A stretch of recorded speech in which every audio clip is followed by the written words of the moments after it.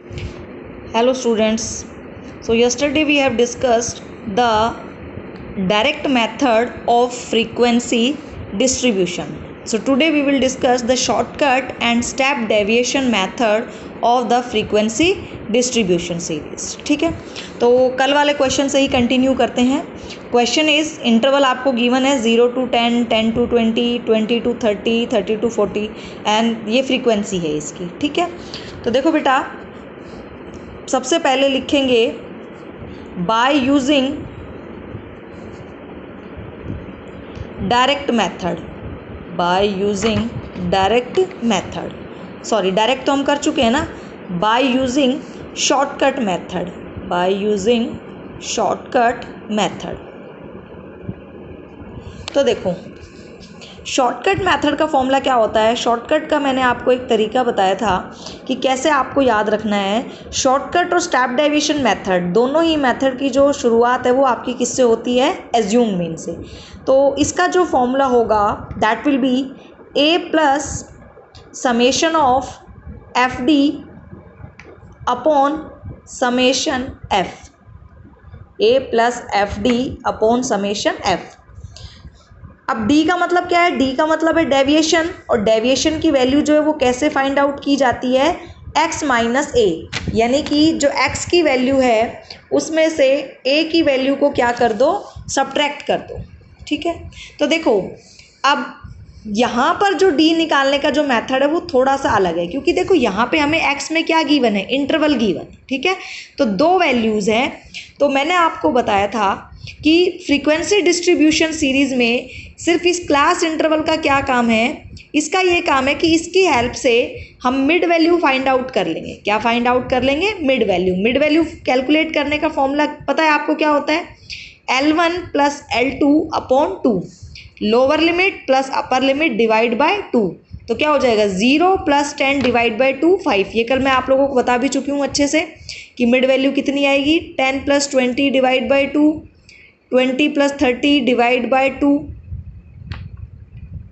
ये हो जाएगा 25, ये हो जाएगा आपका 35, एंड 50 प्लस 40 डिवाइड बाई 2 आपका क्या हो जाएगा, 45. तो आ गया. अब इस क्लास इंटरवल का कहीं भी कोई यूज़ नहीं है. ठीक है, तो अब इसको हटा के देखो एक तरह से. तो एक तरह से आप इसको देखोगे तो एक तो आपके पास मिड वैल्यू गिवन है और एक आपके पास क्या गिवन है, फ्रीक्वेंसी. तो ये क्वेश्चन जो है वो आपको कुछ डिस्क्रीट सीरीज जैसा नज़र आएगा. ठीक है, बस फ़र्क क्या है, डिफरेंस ये है कि वहाँ पे x गिवन होता है, यहाँ क्या गिवन है, m. तो यही जो डिफरेंस है वो यहाँ आ जाएगा. d यहाँ x माइनस ए की बजाय कैसे निकलेगा, m माइनस ए. मिड वैल्यू में से एज्यूम वैल्यू को क्या कर देना, माइनस कर देना. तो सबसे पहला स्टेप है डेविएशन. डेविएशन कैसे निकलेगा, m माइनस ए. ठीक है, तो m5 a जो है वो किसको लेंगे, अब आपको पता है a की जो वैल्यू है एज्यूम मीन हम हमेशा x में से लेते हैं. तो यहाँ जो x का काम है वो कौन कर रहा है, m कर रहा है. तो लेट्स से हम यहाँ मान लेते हैं कि एज्यूम मीन जो है वो हमारा कितना होगा, 25. तो एज्यूम मीन जब हम x में से लेते हैं तो यहाँ हम जो एज्यूम मीन है वो किस में से लेंगे, मिड वैल्यू में से. क्योंकि डिस्क्रीट सीरीज़ में जो काम x का होता है, कॉन्टीन्यूअस और फ्रीक्वेंसी डिस्ट्रीब्यूशन सीरीज़ में वही सेम काम कौन करेगा, m करेगा. ठीक है, तो m माइनस ए, मैं आपको 5 माइनस 25, ये आपका क्या हो जाएगा, -20. ठीक है, फिर 15 माइनस 25, ये आपका क्या हो जाएगा, -10. 25 माइनस 25 0. 35 माइनस 25, ये m की वैल्यू हो गई, ये आपका क्या हो गया, एज्यूम मीन. तो 35 माइनस 25 10. 45 माइनस 25, ये आपका क्या हो जाएगा, 20.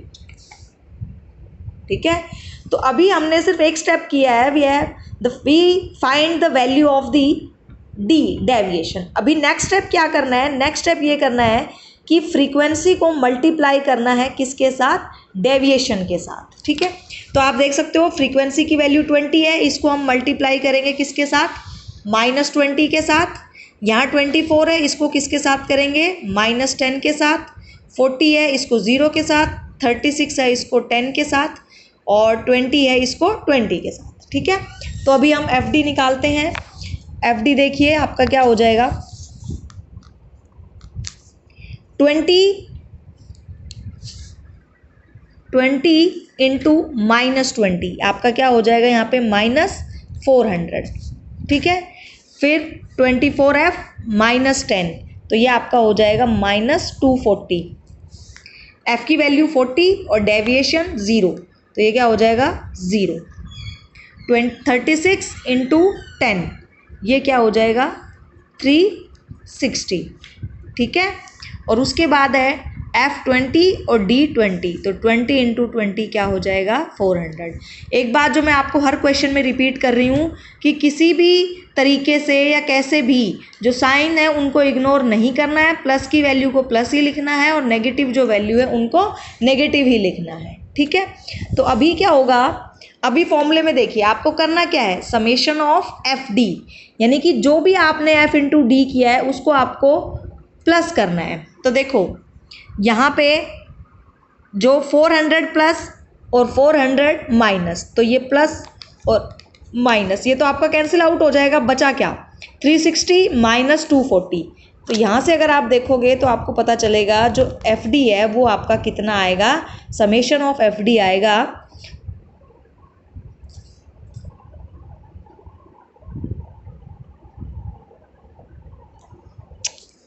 240 एंड दिस, तो समेशन ऑफ एफ डी आपका कितना हो जाएगा 120। समेशन ऑफ एफ डी कितना हो जाएगा 120। क्लियर। अभी just put the value of the assume mean summation f D and summation F. अब समेशन एफ कितना होगा ये देखिए, समेशन एफ जो है आपका वो क्या हो जाएगा, इन सबको जब आप ऐड करोगे 20 plus 24 plus 40 plus 36 plus 20 then summation f will be is equal to 140, ठीक है। Now just put the value, assume mean हमने कितना लिया था, एज्यूम मीन की वैल्यू हमने ली थी 25, समेशन एफ डी आप देखोगे हमारे पास कितना आया 120 एंड समेशन एफ इज़ 140। और जब हम इसको सॉल्व करेंगे तो ये हमारा हो जाएगा 25, 120 डिवाइड बाय 140 ये हमारा आएगा 0.86, तो रिजल्ट विल बी 25.86, ठीक है। अब है हमारा next method by using step deviation method, by using step deviation method.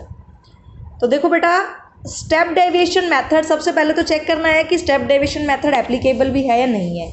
तो सबसे पहले किस में से चेक करेंगे, डी में से।